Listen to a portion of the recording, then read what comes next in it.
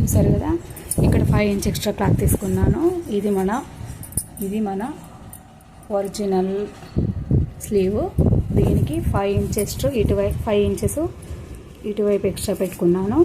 తర్వాత మనకి cloth 1 metre వరకు ఇట్లా ఎక్కువ ఉంది కాబట్టి దీనికి తగ్గట్టుగా నేను డిజైన్ అనేది వేస్తున్నాను. ఇంకా ఇక్కడి నుంచి ఒరిజినల్ది ఉంది కదా మనకి, ఇక్కడ నుంచి ఇక్కడికి హాఫ్ తీసుకోవాలి. ఇది ఇక్కడికి వచ్చింది, ఓకేనా. మనము ఇక్కడి నుంచి ఇంకా ఇటువైపు ఏమో 5 ఇంచెస్ మార్క్ చేసుకున్నాను.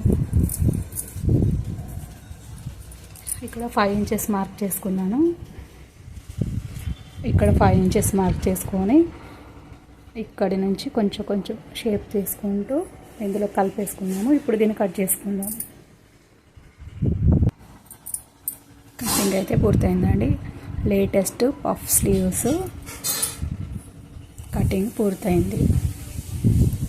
ఒకవేళ మీకు నచ్చినట్టయితే కనుక లైక్ చేయండి, షేర్ చేయండి, కామెంట్ చేయండి. దీని స్టిచ్చింగ్ నేను మీకు పెడతానండి.